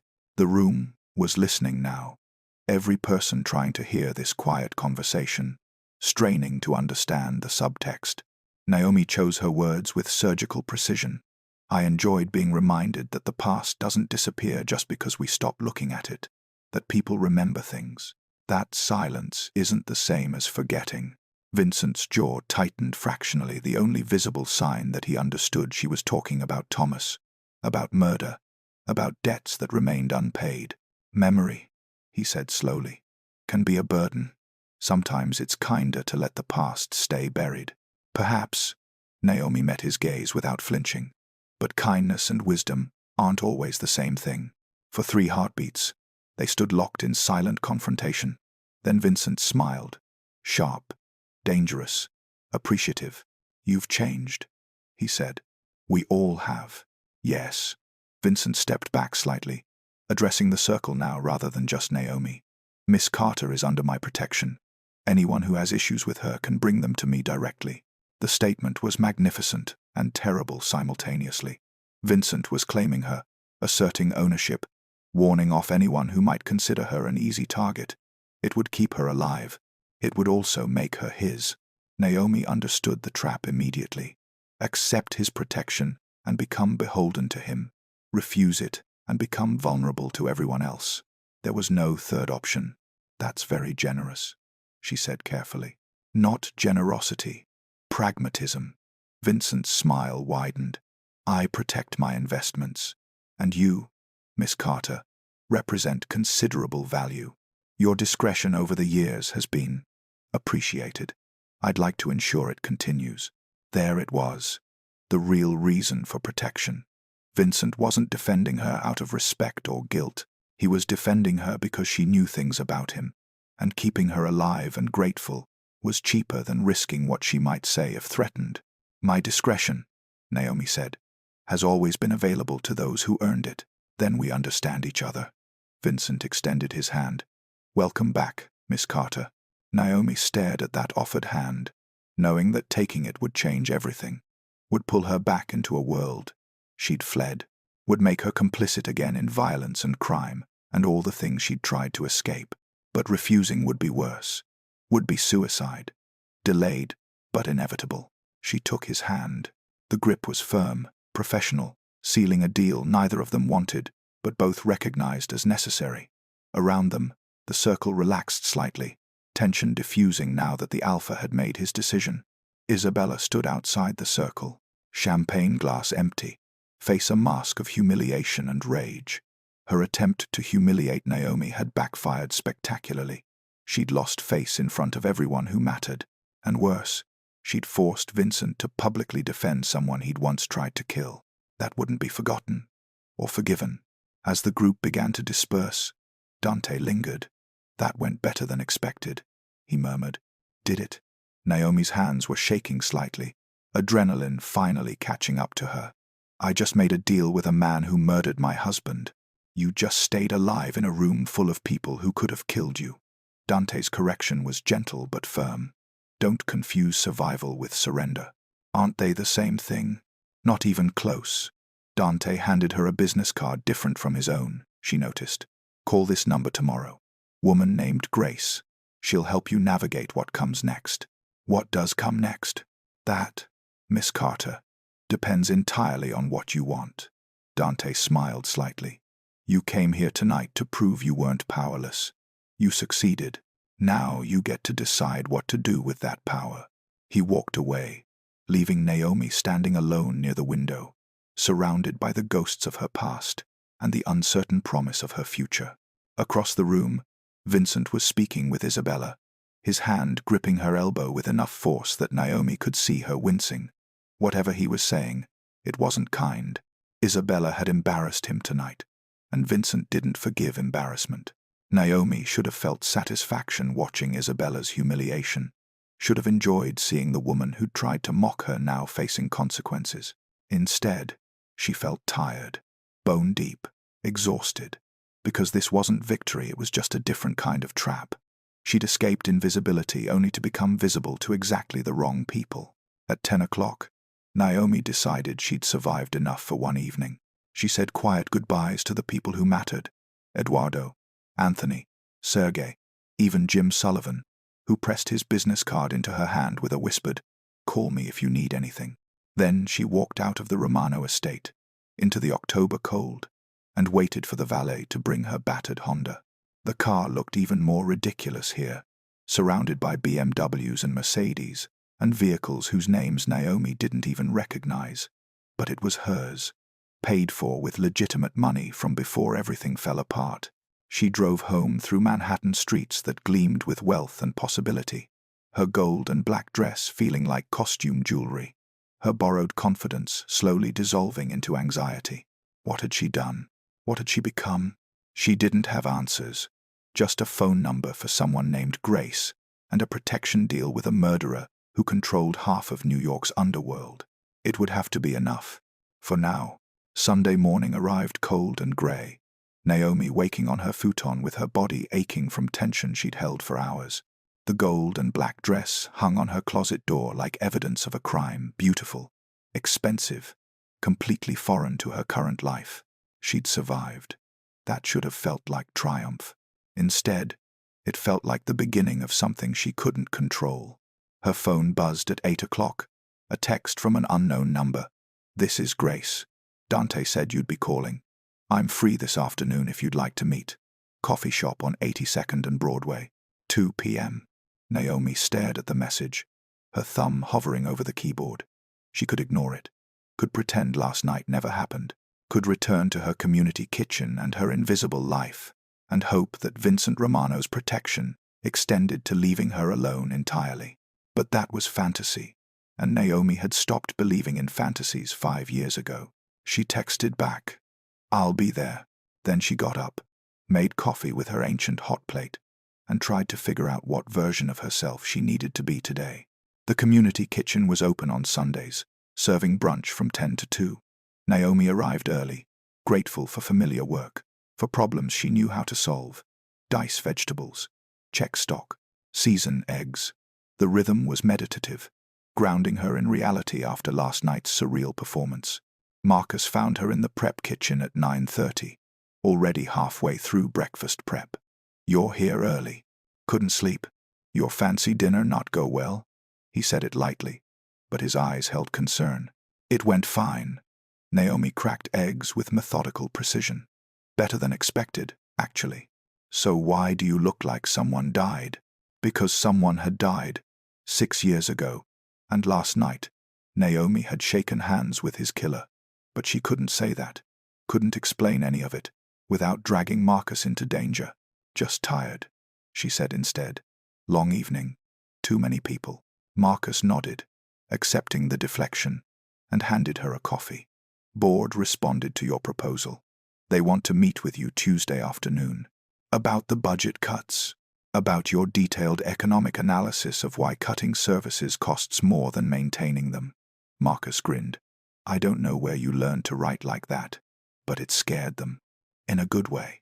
"Good." Naomi returned to her eggs. "People deserve to eat. Someone should fight for that. Someone like you. Someone like anyone who gives a damn." They worked in companionable silence for a while, preparing food for people who would arrive hungry and leave slightly less so. It was simple work, good work, the kind of thing that mattered in ways that didn't require moral compromise. Unlike last night, unlike everything last night represented, the Sunday crowd was smaller than weekdays but no less deserving families who'd run out of food stamps, elderly people on fixed incomes, working poor who couldn't afford both rent and groceries. Naomi served them personally today, needing the direct contact, needing to remember why she'd chosen this life over the other one. A young woman named Tasha came through the line with her 2 daughters, both under 5. "Miss Naomi, we haven't seen you in a while." "Been here every day," Naomi replied, spooning scrambled eggs onto plates. "You must have come on my off hours." "Maybe." Tasha's smile was tired but genuine. "Girls, say thank you." "Thank you, Miss Naomi." they chorused, tiny voices full of unself-conscious joy. This, Naomi thought, this is why. Not power, not protection, not walking into mansions in borrowed elegance, but this feeding children who needed food, helping mothers who were trying so hard to keep their families fed, despite systems designed to keep them hungry. At 1:30, Naomi cleaned up and changed clothes in the bathroom, trading her kitchen uniform for jeans and a sweater that had seen better days. She caught a subway uptown, riding with Sunday travelers and tourists, feeling completely disconnected from the woman who'd stood in Vincent Romano's salon 12 hours earlier. The coffee shop on 82nd and Broadway was the kind of place that catered to Upper West Side intellectuals. Exposed brick, vintage furniture, coffee so expensive it required philosophical justification.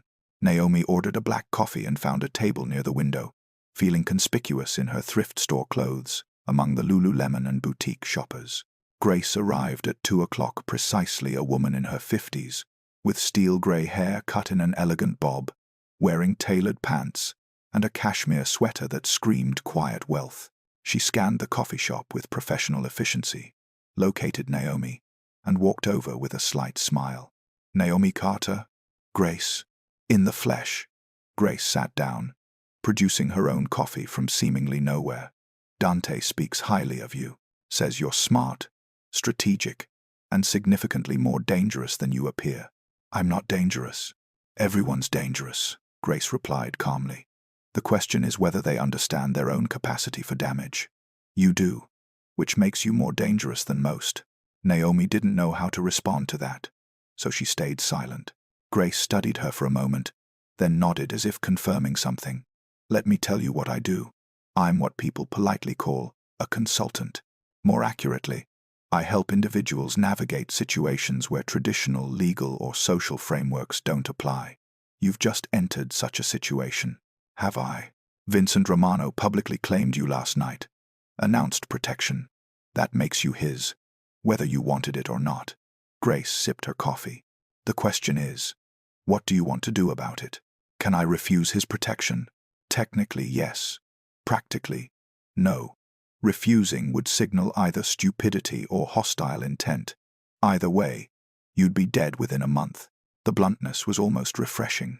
At least Grace wasn't pretending this was anything other than what it was. So I'm trapped, Naomi said. You're obligated, Grace corrected. Different concept. Vincent expects loyalty in exchange for protection. That means discretion about what you know, cooperation if he asks for your specific skills, and general non-interference with his operations. My specific skills being cooking? Your specific skills being the ability to move through elite spaces while being functionally invisible. Grace leaned forward slightly. Do you understand how valuable that is? Someone who can serve dinner to powerful people, hear their conversations, and be completely overlooked because they're just the help. That's intelligence gathering gold. Naomi felt cold understanding settle in her stomach. He wants me to spy. He wants you to be what you were, someone who cooks for powerful people and happens to have exceptional memory. Grace's smile was thin. Whether that constitutes spying depends entirely on what you choose to remember. I won't hurt innocent people. Good. Vincent doesn't want you to. He wants information on his enemies, his rivals, people planning moves against him. He doesn't care about collateral individuals. Grace paused. Though I should warn you, Vincent's definition of enemy is broad, so I'd be helping a murderer maintain power. You'd be staying alive while working in a community kitchen, and occasionally providing information that Vincent can easily get from other sources. Grace's tone remained neutral. I'm not telling you this is moral. I'm telling you this is pragmatic. Naomi looked out the window at Broadway, stretching away. People moving through their Sunday afternoons with no idea that two women were discussing the practical ethics of collaborating with organized crime. What if I say no? She asked quietly. Then Vincent will assume you're either too stupid to understand the offer, or too dangerous to leave alive. Grace shrugged. Neither assumption ends well for you. That's not a choice. No, it's a consequence. Grace's voice softened slightly. You made your real choice 6 years ago, when you started working at Veritas. Everything since has just been dealing with the aftermath. The words stung because they were true. Naomi had known what Veritas was, had known what working there meant. She'd chosen money and career over morality, and now she was paying the price. "What do you get out of helping me?" Naomi asked. "Dante pays me well, and I believe in supporting women trying to survive in male-dominated criminal organizations." Grace's smile turned genuine. "Also, frankly, I find you interesting. Most people in your position would be either completely broken or completely corrupt. You're neither. I'm just trying to survive." "Exactly." Grace produced a business card, her third weapon, apparently, after coffee and brutal honesty. "Call me if you need guidance navigating Vincent's expectations, or if you need help extricating yourself from situations that have become untenable." "Can you do that? Extract people from Vincent Romano's organization?" "Sometimes." Grace's expression grew distant. "When they have something valuable enough to trade, or when they're willing to disappear completely and never surface again." "Is that what you'd recommend? Disappearing? For you?" "No." Grace stood. Conversation apparently concluded. "You're more valuable, visible. You proved that last night. Use your value strategically, and you might actually survive this with your principles mostly intact." She walked away, leaving Naomi alone with expensive coffee and impossible choices. The rest of Sunday passed in a blur of anxiety and exhaustion. Naomi returned home, stared at her apartment's bare walls, and tried to imagine a future that didn't involve cooking for criminals or serving soup to the poor as penance. She couldn't. At 7 o'clock, her phone rang. "Unknown number," she answered. "Hello? Miss Carter?" Vincent Romano's voice was immediately recognizable. Smooth, cold, controlled. "I trust you made it home safely last night." "I did." "Good. I'm calling to clarify expectations. No preamble. No small talk. You're under my protection, which means certain obligations on your part. Primarily, continued discretion about matters you witnessed years ago. Additionally, occasional consultation when situations require your particular expertise." "Consultation meaning cooking?" "Consultation meaning being present in spaces where valuable conversations occur." Vincent's tone didn't change, but Naomi heard the steel underneath. "I'm not asking you to betray anyone. I'm asking you to be aware, to listen, to remember, to share what you learn when asked. And if I refuse, you won't." It wasn't a threat, just a statement of fact, because you're intelligent enough to understand that refusing would be terminal. For you, and potentially for that community kitchen you care so much about. The threat to the kitchen made Naomi's stomach clench. "You'd destroy a place that feeds hungry people." "I'd do whatever maintains appropriate power dynamics," Vincent replied. "But it won't come to that, because you're going to cooperate. Not because I'm forcing you, but because you understand reality." Naomi closed her eyes. "What do you want from me? Right now?" "Nothing. Continue your work. Live your life. If I need something, I'll contact you." A pause. "One more thing. Isabella sends her apologies for last night. She was unaware of your significance." "Unaware or unwilling to acknowledge?" Vincent laughed, actual laughter, though it held no warmth. "You're perceptive. Let's say both. Regardless, she won't trouble you further. That's also part of my protection." The call ended without goodbye, leaving Naomi staring at her phone, trying to process what had just happened. She was owned. Completely, undeniably owned by a man who'd killed her husband, threatened her life, and now controlled her future.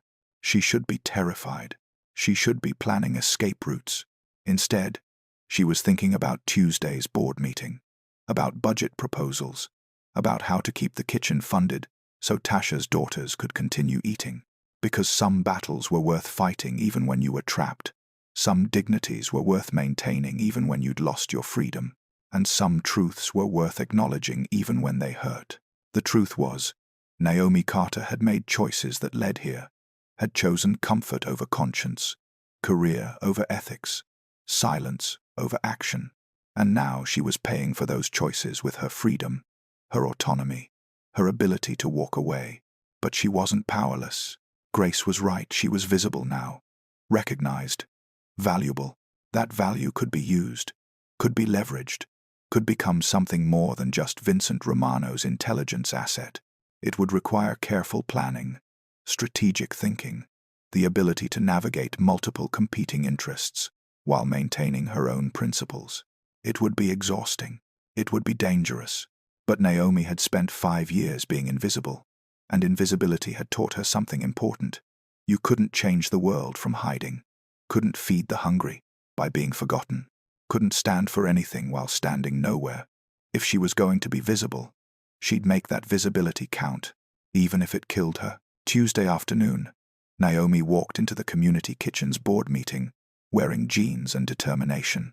The board members, 6 well-meaning people who volunteered their time and genuinely cared about helping the poor, sat around a folding table looking uncomfortable. Marcus had warned her they were nervous. Her proposal had been detailed, professional, and frankly intimidating. They'd expected emotional appeals about hungry children. Instead, they'd gotten economic analysis, cost-benefit calculations, and projections that demonstrated cutting services would create expenses exceeding current operational costs within 18 months. Miss Carter, the board chairwoman said, a retired accountant named Sylvia, your proposal is comprehensive. Thank you. Where did you learn to write like this? Previous career. Naomi sat down, keeping her voice calm. I've worked in high-pressure environments where clear communication determined success or failure. What kind of environments? Exclusive restaurants, private catering, places where clients expected excellence and mistakes weren't tolerated. All technically true, though lacking crucial context. Sylvia nodded slowly. Your analysis is persuasive, but finding funding to maintain current operations is still challenging. Donations are down. Grant applications are competitive. We're doing our best. But what if I could secure a benefactor? Naomi interrupted. Someone willing to provide consistent funding in exchange for minimal recognition. The board members exchanged glances. What kind of benefactor? One asked suspiciously. We can't accept money from anyone engaged in illegal. A legitimate business owner who values community support. Another technical truth. Vincent Romano owned dozens of legitimate businesses, restaurants, real estate, construction companies. His criminal enterprises were separate, hidden, untouchable by audit. I have a contact who might be interested in supporting this work. It wasn't what she wanted to do, wasn't how she wanted to fund the kitchen, but it was practical. Vincent wanted her cooperation. Fine. She'd cooperate by directing his money towards something useful instead of violence. We'd need full transparency about funding sources, Sylvia said firmly. Of course. Everything documented, everything legal, everything reviewed by your attorney. Naomi met each board member's eyes. I'm not asking you to compromise your ethics. I'm asking you to let me secure resources that will keep this kitchen open and serving the people who need it. Marcus, sitting silently in the corner, looked like he wanted to say something but couldn't determine what. The board went into a brief recess to discuss privately. Naomi waited in the kitchen, preparing vegetables for the next day's service, her hands moving automatically while her mind spun through implications. She was using Vincent Romano's money to feed the poor. There was poetry in that, or perhaps just proof that morality was always more complicated than ideology suggested. When the board reconvened, Sylvia's expression was carefully neutral. We've agreed to allow you to approach your contact. If the funding can be documented as legitimate, if there are no strings attached that compromise our mission, we'll consider accepting it. Understood. And Miss Carter, we're grateful for your dedication. Whatever your previous career was, we're lucky you chose to work here. Naomi smiled, accepting the compliment, not mentioning that choice had involved murder, threats, and years of hiding in plain sight. After the meeting, Marcus cornered her in the prep kitchen. What are you doing, Naomi? Keeping this place open. With money from where? Who's this mysterious benefactor? Someone who owes me a favor. Not exactly true, but close enough. Don't worry, Marcus. Everything will be legal and documented. That's not what worries me. Marcus studied her face. You're different. Since that dinner Saturday night, you're harder, more calculating. I'm being practical. or you're becoming someone you don't want to be. His voice was gentle but firm. Whatever you're involved in, be careful. This kitchen needs you. The people who come here need you. Don't sacrifice yourself trying to save us. Naomi felt unexpected emotion clog her throat. Marcus was a good man. He deserved honesty, or at least as much honesty as she could safely give. I'm not sacrificing myself, she said quietly. I'm using resources that exist anyway for something good. Trust me? Always. Marcus squeezed her shoulder. But I'm also here if you need help. Whatever you're dealing with, you don't have to deal with it alone. After he left, Naomi called Grace's number. That was fast, Grace answered. Problem already? Opportunity. Vincent wants my cooperation. I want his money. Legitimately donated to the community kitchen where I work. Documented, legal, sufficient to maintain current operations. Grace was quiet for a moment. You're negotiating with a Mafia boss for charity donations. I'm leveraging my value as an asset. Naomi kept her voice steady. He wants information. I want funding. Seems like a reasonable exchange. It's brilliant, actually. Grace sounded impressed. Vincent gets positive community presence, legitimate business expenses, tax benefits. You get to keep your kitchen running without personally compromising. And you've established that your cooperation comes with expectations on both sides. Can you arrange it? I can present the proposal. Whether Vincent agrees is up to him. Grace paused. Though I suspect he will. You're demonstrating exactly the kind of strategic thinking he values. He wanted an asset. You're showing him you can be a partner. I don't want to be his partner. Then think of it as being your own agent. Operating within constraints. Yes, but operating nonetheless. Grace's tone shifted. Naomi, I'm going to say something direct.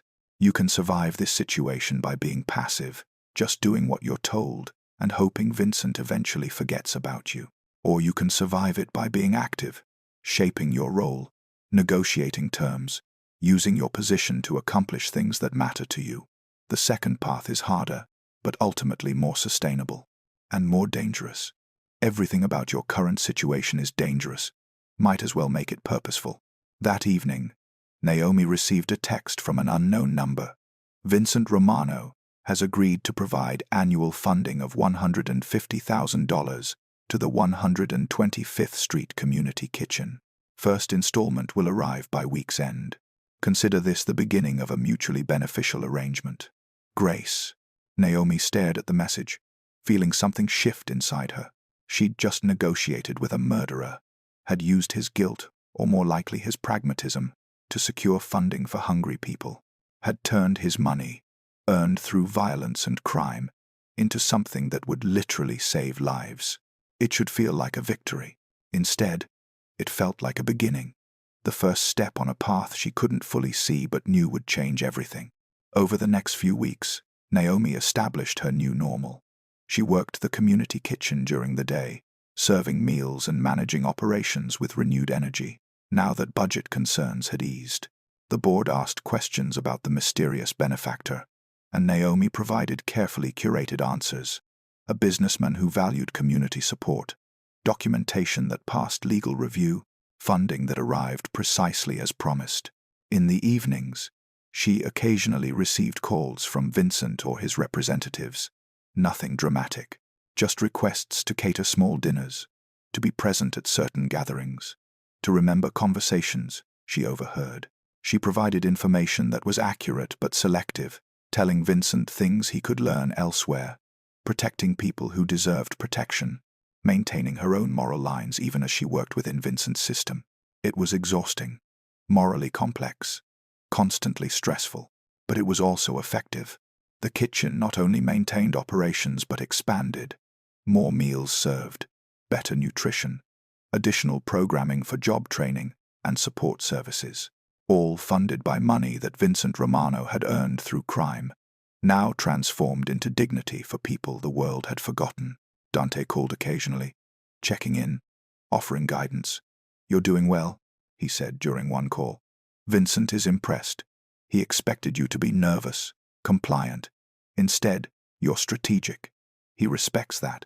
I don't want his respect. Then consider it insurance." Dante's voice was patient. The more valuable you are, the more protected you remain. Grace became a regular advisor, meeting Naomi monthly for coffee and counsel. She taught Naomi how to navigate requests, how to deflect without refusing, how to maintain autonomy within constraints.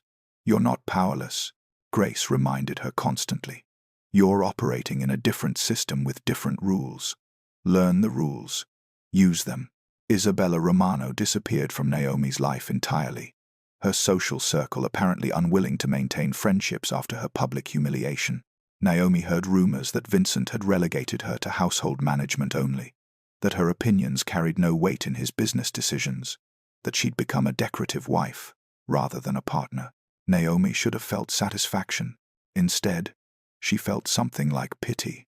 Isabella was trapped too, just differently. Trapped by marriage to a violent man, trapped by social circles that valued her only for appearance, trapped by her own cruelty that had backfired spectacularly. 2 months after the banquet, Naomi stood in her kitchen on a Sunday morning, preparing breakfast service, when Marcus found her with news. "There's someone here to see you," he said. "Young woman. Says her name is Teresa, and you saved her father's life years ago." Naomi froze, knife halfway through an onion. "Teresa, Eduardo Reyes' daughter. Send her back," Naomi said. Teresa appeared a moment later, early 30s, elegant in the way that came from generational wealth, but with her father's kind eyes. She looked around the community kitchen with genuine interest rather than condescension. "Miss Carter, I'm sorry to intrude on your workspace." "Not an intrusion. How is your father?" "Well, still talking about your mole poblano." Teresa smiled. "He sent me with a proposal. I'm opening a restaurant, fine dining, contemporary Mexican cuisine. I'd like you to consult on the menu. Paid position, proper compensation, full credit." Naomi stared at her, completely blindsided. "I know you're working here," Teresa continued. "I'm not asking you to leave, just to help me create something exceptional. A few hours a week. Consulting basis." She paused. "My father says you're the best cook he's ever encountered. I'd be honored to work with you." It was an opportunity, a legitimate opportunity, a way back into professional cooking that didn't involve criminals or charity work. Recognition, compensation, career advancement, everything Naomi had once wanted. "I'll need to think about it," she said. "Of course." Teresa handed her a business card. "No pressure, but I hope you'll consider it. The culinary world lost something valuable when you disappeared. I'd like to help bring it back." After Teresa left, Naomi stood alone in the prep kitchen, holding the business card, feeling the weight of choices. She could stay invisible, safe in the community kitchen, serving meals and avoiding attention. She could refuse Teresa's offer and remain a pawn in Vincent Romano's organization, minimizing risk by minimizing presence. Or she could accept, could step back into professional cooking, reclaim her identity as a chef, rebuild a career from ashes. It would make her more visible, more vulnerable, more exposed to scrutiny from people who remembered her past. But it would also make her more valuable, more independent, more herself. Marcus appeared in the doorway. That looked like an interesting conversation. "Job offer," Naomi said. "Consulting work for a new restaurant. You going to take it?" "I don't know." Marcus leaned against the doorframe, studying her. "Naomi, in the time I've known you, I've watched you be amazing. You cook with more skill than any professional chef I've met. You manage this kitchen like you're running a Fortune 500 company. You've somehow secured funding that solved all our problems. You're brilliant, and you're wasting yourself here." "I'm not wasted. This work matters." "It does, but that doesn't mean it's the only work that matters." Marcus's expression was gentle. "You can do both, you know. Consult for fancy restaurants and still volunteer here. Use your skills to create something beautiful, while also feeding people who need it. They're not mutually exclusive. What if they are? What if succeeding professionally means being pulled back into a world I was trying to escape? Then you navigate it carefully. But Naomi, you can't hide forever. Whatever happened in your past, whatever you're afraid of hiding from it, isn't the same as healing from it. His words hit harder than he knew. Naomi looked down at Teresa's business card, seeing a future she'd thought was impossible. A future where she was both chef and advocate, both visible and protected, both powerful and principled. It would be difficult, dangerous, constantly balancing competing interests. But she'd been doing that for months already. Might as well do it on her own terms. That evening, Naomi called Teresa. "I'll consult for you. Limited hours, but I'll help you create something exceptional." Teresa's joy was audible. "Thank you. This is going to be incredible." Then Naomi called Vincent Romano. When he answered, she spoke before he could. "I'm taking a consulting position with Teresa Reyes's new restaurant. I wanted you to know before you heard it elsewhere." Silence stretched between them. "Interesting," Vincent said finally. "Expanding your visibility. Reclaiming my identity." Naomi kept her voice steady. "I'll continue providing the information you need. But I'm also building a legitimate career again. Those terms are non-negotiable." More silence. Naomi held her breath, waiting. Then Vincent laughed, genuinely amused. "You're negotiating with me. Again. Most people don't have the nerve once, let alone twice. Most people aren't in my position." "True." Vincent's tone shifted, becoming thoughtful. "Fine. Build your career. Be visible. It actually serves my interests. You'll have access to more spaces, more conversations, more valuable information. Just remember who you owe." "I remember everything," Naomi said. "That's why you value me." After the call ended, Naomi stood in her tiny apartment, looking at the gold and black dress still hanging in her closet. Evidence of transformation, proof that she'd survived something that should have destroyed her. She wasn't the woman she'd been 6 years ago. Wasn't even the woman she'd been 6 months ago. She was becoming someone new, someone who understood power not as something given or taken, but as something created through choice, strategy, and the willingness to stand visible despite danger. It wasn't the life she'd imagined. It wasn't safe or simple or free from moral compromise, but it was hers. And for the first time in 5 years, Naomi Carter felt like she was finally moving forward instead of just surviving. 3 months later, Teresa's restaurant opened to critical acclaim. Naomi's name appeared in reviews, not prominently, but present. Recognition without exposure. Credit without vulnerability.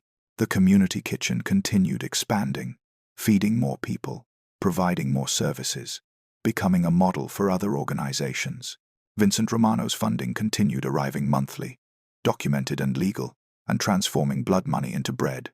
And Naomi Carter, once invisible, once powerless, once destroyed, stood in the middle of her complicated life and chose to keep building.